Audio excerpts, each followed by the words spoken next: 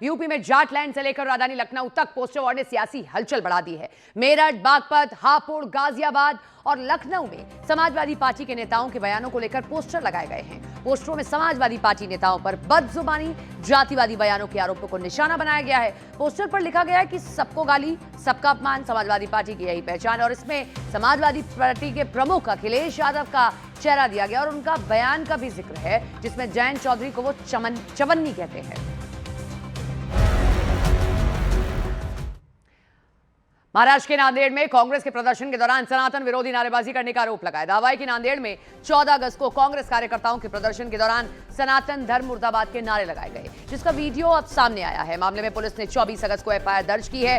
अब पुलिस पूरे मामले की जांच कर रही है। हालांकि घटना का वीडियो वायरल होने के बाद कांग्रेस सांसद रविंद्र चव्हाण ने इसके लिए माफी मांगी है।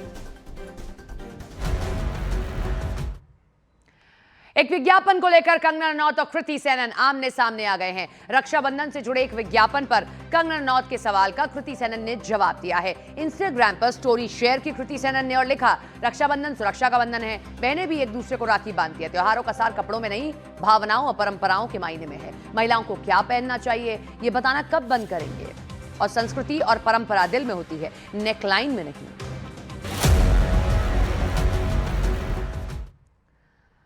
मनुस्मृति को लेकर सियासी बहस एक बार फिर से तेज हो गई है। एआईएमआईएम प्रमुख असदुद्दीन ओवैसी ने आरएसएस पर संविधान के विरोध, मनुस्मृति के समर्थन का आरोप लगाया है। ओवैसी ने 30 नवंबर 1949 के ऑर्गेनाइजर के एक संपादकीय का हवाला देते हुए सवाल उठाया कि जब देश ने 26 नवंबर को संविधान अपनाया तो 4 दिन बाद संघ के मुखपत्र में मनु के कानूनों का जिक्र क्यों किया गया। ओवैसी का दावा है कि आरएसएस को डॉक्टर भीमराव अंबेडकर द्वारा तैयार संविधान से आपत्ति थी। आरोप लगाया उन्होंने कि आरएसएस उस समय मनुस्मृति को ज्यादा महत्व देता था। वो मनुस्मृति की बड़ी बात हो रही है मीडिया में, मेरे भी पेट में दर्द होता मैं नहीं बोला तो। मनुस्मृति के बारे में हम आरएसएस वालों से पूछ रहा हूं मैं, क्या ये बात सच नहीं है कि 26 नवंबर 1949 को हमने आईन बना लिया, संविधान, और उसके 4 दिन के बाद आरएसएस का एक माउथपीस है 30 नवंबर 1949 को उन्होंने भारत के आईन के बारे में शिकायत लिखी। ये आईन क्या है? ये तो आईन ही नहीं है, मनुस्मृति होना चाहिए। ये मनुस्मृति के बारे में अगर बोलूंगा तो बहुत दिन लोगों को पेंचिश हो जाएगा। खाली बोल के छोड़ देता हूं। अपन क्या करते उसको लेके सर छोड़ते ना, चुमटी लेके। आरएसएस प्रमुख मोहन भागवत के 29 अगस्त को न्यूयॉर्क के मेडिसन स्क्वायर गार्डन में होने वाले कार्यक्रम का मेयर जोहरान ममदानी ने विरोध किया है। उन्होंने कहा कि वो इस कार्यक्रम का समर्थन नहीं करते। हालांकि ममदानी ने यह भी कहा कि निजी कार्यक्रम को रद्द करने का अधिकार नगर प्रशासन के पास है या नहीं, उन्हें नहीं पता। मोहन भागवत आरएसएस के शताब्दी वर्ष के वैश्विक संपर्क कार्यक्रम के तहत अमेरिका पहुंचे हैं। शनिवार को प्रतिष्ठित मेडिसन स्क्वायर गार्डन में करीब 5000 लोगों की सभा को संबोधित भी करेंगे। Should the rally be canceled, though, at MSG this weekend? I don't support the rally, but I don't know if the city has any jurisdiction on canceling a private event.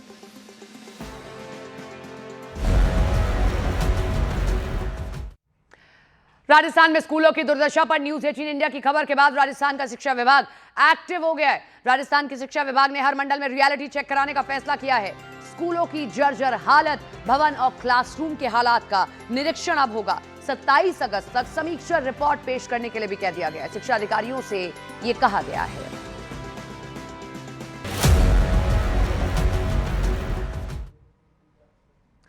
America के Colorado में US सेना का helicopter crash हो गया। जानकारी मिली कि अमेरिकी सेना का एक ब्लैक हॉक हेलीकॉप्टर क्रैश हुआ है। ये जो तस्वीरों में दिख रहा है, यह हादसा ट्रेनिंग ऑपरेशन के दौरान हुआ।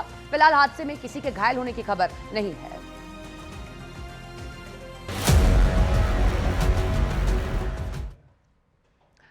पीओके में आम लोगों के खिलाफ पाकिस्तानी सेना की बर्बरता लगातार जारी है। प्रदर्शनकारियों पर पाकिस्तानी सेना की ओर से फायरिंग की खबर आ रही है। सरकार के खिलाफ प्रदर्शन करने वाले लोगों की आवाजों को पाक सेना गोलियों से दबाने का काम कर रही है। पीओके अपनी मांगों को लेकर विरोध जताने वालों पर सेना की फायरिंग आम बात अब हो गई है। बांग्लादेश के रंगपुर में हिंदू परिवार की हत्या के बाद अब रेप का दावा भी सामने आया है। दावा है कि मृतक प्रतिलिता और उनकी बेटी आगामी के शवों पर स्पर्म जैसा पदार्थ मिला है। मॉर्चरी के एक कर्मचारी के कथित वीडियो ने इस दावे को लेकर सवाल खड़े कर दिए हैं। हालांकि पुलिस और पोस्टमार्टम रिपोर्ट की ओर से रेप की पुष्टि नहीं की गई, यानी इस दावे की फॉरेंसिक पुष्टि अभी बाकी है। बांग्लादेश ने सऊदी अरब, तुर्की, पाकिस्तान के बीच हुए मक्का डिफेंस पैक्ट में शामिल होने की संभावना पर विचार करने के संकेत दे दिए हैं। बांग्लादेश के विदेश राज्य मंत्री हुमायूं कबीर ने कहा है कि अगर मध्य पूर्व में इस्लामी देशों के बीच कोई सुरक्षा व्यवस्था है तो बांग्लादेश का उसमें शामिल होने पर विचार करना असामान्य नहीं है। उन्होंने ये भी कहा कि बांग्लादेश के नेतृत्व खास तौर पर प्रधानमंत्री तारिक रहमान को इसमें शामिल होने का न्योता दिया जा रहा है। बांग्लादेश के विदेश मंत्रालय के एक सूत्र के मुताबिक सऊदी अरब ने ढाका को इस पैक्ट में शामिल होने का न्योता दिया है।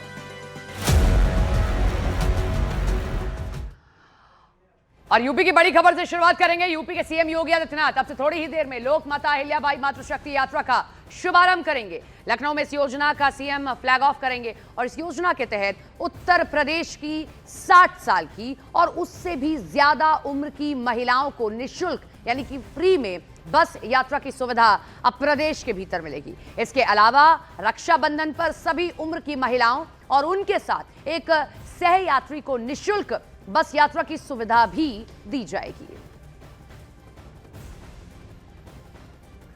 देखिए, वैसे तो उत्तर प्रदेश के भीतर रक्षाबंधन के त्योहार पर अस्थायी रूप से हर साल आप ये जो है योजना देखते रहे होंगे कि रक्षाबंधन पर सरकार ये ऐलान करती है कि फ्री में आपको महिलाओं को जो है वो यात्रा कराई जाएगी। लेकिन अब इस अस्थायी व्यवस्था को स्थायी करने की तैयारी है।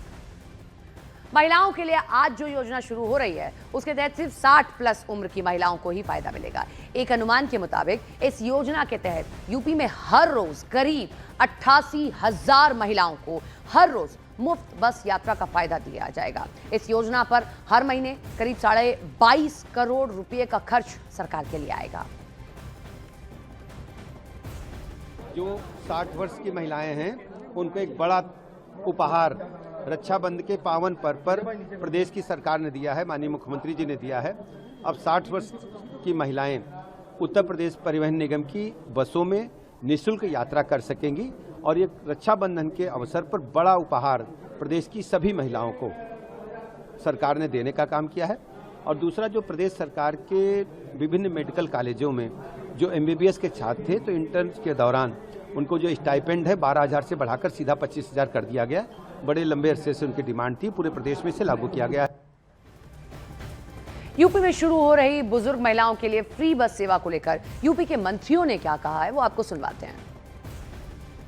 मुख्यमंत्री उत्तर प्रदेश द्वारा हमारी उत्तर प्रदेश की सभी माताएं बहनें जो 60 वर्ष की आयु पूरी कर चुकी हैं उनको पूरे आजीवन निःशुल्क यात्रा परिवहन विभाग के सभी बसों में निर्णय आज उन्होंने किया है। मैं माननीय मुख्यमंत्री जी को इसके लिए अपनी सभी माताएं बहनों की तरफ से स्वागत और अभिनंदन करता हूं कि ये बहुत ही ऐतिहासिक कदम उन्होंने उठाया है कि अब हमारी कभी माताएं बहनों का आवागमन की कभी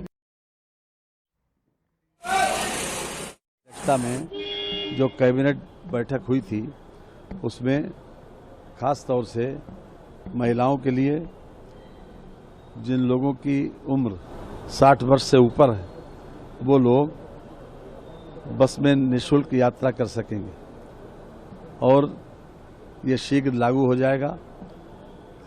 वैसे तो रक्षाबंधन के लिए 27 तारीख से लेकर 29 तक 3 दिन के लिए बसें एक सहवर्ती के साथ, एक सहयोगी के साथ महिलाओं के लिए फ्री कर दी गई हैं। इसके लिए मुख्यमंत्री जी को हम विशेष रूप से धन्यवाद देते हैं। और यूपी के सरकारी अस्पतालों में जो MBBS स्टूडेंट्स हैं उन्हें अब 12,000 की जगह 25,000 रुपए का स्टाइपेंड मिलेगा। ये बड़ी खबर है और बड़ी सौगात है MBBS के छात्रों के लिए। इंटर्नशिप के दौरान ये स्टाइपेंड मिला है जिसे योगी सरकार ने 2 गुने से भी ज्यादा करने का ऐलान किया है। और इसके अलावा यूथ के लिए योगी सरकार ने अगले 6 महीने में 1 लाख नई नौकरी का ऐलान कर दिया है। हर हफ्ते अलग अलग विभागों की ओर से नियुक्ति पत्र बांटे जाएंगे।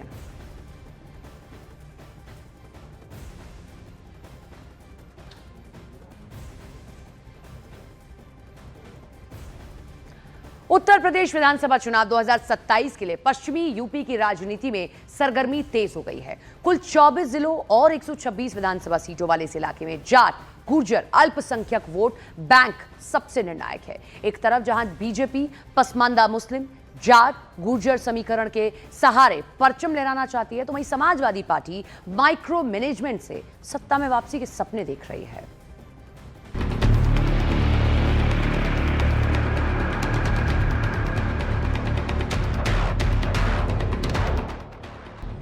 समाजवादी पार्टी के अध्यक्ष अखिलेश यादव के इस बयान से पश्चिमी यूपी की राजनीति तेज हो चुकी है।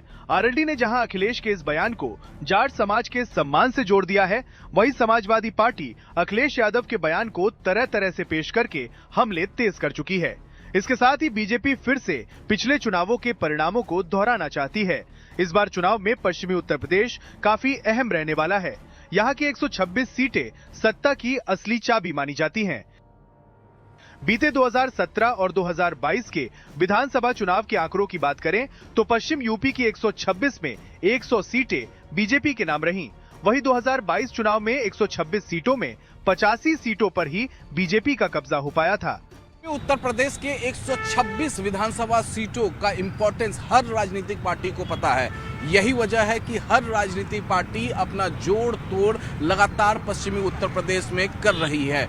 जहां बीजेपी अपने 2017 के परफॉर्मेंस को इस बार के विधानसभा चुनाव यानी 2027 विधानसभा चुनाव में रिपीट करना चाहती है, तो वहीं समाजवादी पार्टी और कांग्रेस माइक्रो मैनेजमेंट कर पश्चिमी उत्तर प्रदेश में अपना परचम लहराना चाहती है।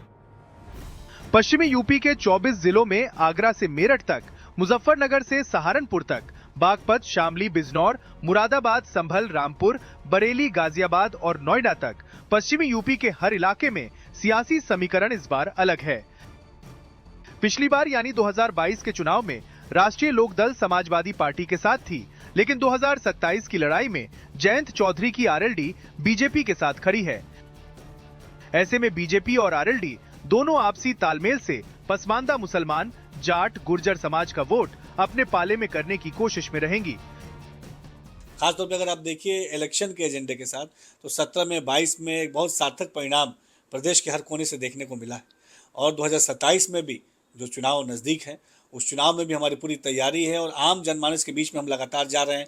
खासतौर पर जो पसमानदा तबका है, पिछड़ा मुसलमान है, जो हमारा दलित तबका है, जो हमारा पिछड़ा समाज का तबका है, उसके अंदर एक बहुत सकारात्मक जो है माहौल देखने पाले में नहीं लेना चाह रहे हैं। वो हमारे साथ हैं, उनका सहयोग और उनका विश्वास हमारे साथ है और ये पीढ़ियों से है, क्योंकि उन्हें पता है कि राष्ट्रीय लोकदल ही एकमात्र ऐसा राजनीतिक दल है जो उनके हितों को न केवल संरक्षित करता है बल्कि हमेशा उसको प्रोत्साहित भी करता है और सदैव उनके साथ खड़ा रहता है। समाजवादी किसानों के प्रभुत्व वाले पश्चिमी यूपी में समाजवादी पार्टी के लिए चुनौती है बीजेपी के मजबूत शहरी वोट बैंक में सेंध लगाना। ऐसे में अखिलेश यादव जिला अध्यक्षों, विधायकों और संगठन के नेताओं के साथ बैठकों के जरिए माइक्रो मैनेजमेंट पर जोर दे रहे हैं। वहीं आजाद समाज पार्टी भी पश्चिमी यूपी की 20 सीटों पर अपना प्रभाव रखने का दावा ठोक रही है, तो कांग्रेस और बीएसपी भी इस बार मैदान में जोर लगाने में कमी नहीं कर रही हैं। जनता पार्टी में जो मुस्लिम मंत्री बनाए जाते हैं चुनाव के बाद, चुनाव तो भाजपा किसी को लड़ाती नहीं, ना टिकट देती है, जो बनाए जाते हैं वो केवल स्टैचू होते हैं। भाजपा जो कह देती है, आप देखा होगा हम लोगों ने बचपने में अपने मिट्टी का वो टाइप के बस इस तरह से हिलती हैं। तो भारतीय जनता पार्टी में मुसलमान नेता या मंत्री उनका कोई मतलब नहीं। हमारी रणनीति बिल्कुल स्पष्ट है। किसान, नौजवान, महिलाएं, मजदूर, उनको लेकर के उनके जो हक हुकूक की लड़ाई श्री राहुल गांधी जी लगातार लड़ रहे हैं। जिस तरह से छात्राओं की आवाज़ जो हमारा जेनजी है वो इस सरकार से जो नाराज है, मैं कह सकता हूं कि आज योगी आदित्यनाथ जी की सरकार आई थी युवाओं को रोजगार देने के नाम पर, लेकिन क्या हुआ? उत्तर प्रदेश में ना तो रोजगार है, ना तो महिलाओं की सुरक्षा है, ना तो किसान का जो तय एमएसपी था वो तक ये लोग नहीं दे पा रहे हैं। मैं कह चुनाव नज़दीक है, बड़ी मजबूती से जो है सब तैयारी में जुटे हुए हैं। सभी पार्टियां तैयारी में जुटी हुई हो, बीजेपी हो, कांग्रेस हो, समाजवादी हो या अन्य राजनीतिक दल भी हो। आज जब मैं क्षेत्र में जाता हूँ या हमारी टीम क्षेत्र में जाती है या और भी मेरे साथियों से जब मैं चर्चा करता हूँ, तो ये जानकारी लगती है कि आज हर गरीब, शोषित, वंचित, मजदूर, किसान भाई चंद्रशेखर आजाद पर बहुत विश्वास किए हुए हैं। और इस बार आप देखिएगा परिणाम चौंकाने वाले होंगे। पिछली बार मुरादाबाद, संभल और रामपुर में समाजवादी पार्टी को बड़ी कामयाबी मिली थी, जबकि कांग्रेस और बीएसपी खाता भी नहीं खुला था। लेकिन इस बार कांग्रेस प्रदेश अध्यक्ष अजय राय और बीएसपी के आकाश आनंद भी कोई कसर नहीं छोड़ रहे। अब देखना दिलचस्प होगा कि 2027 में पश्चिमी उत्तर प्रदेश की जनता किस पर अपना भरोसा जताती है।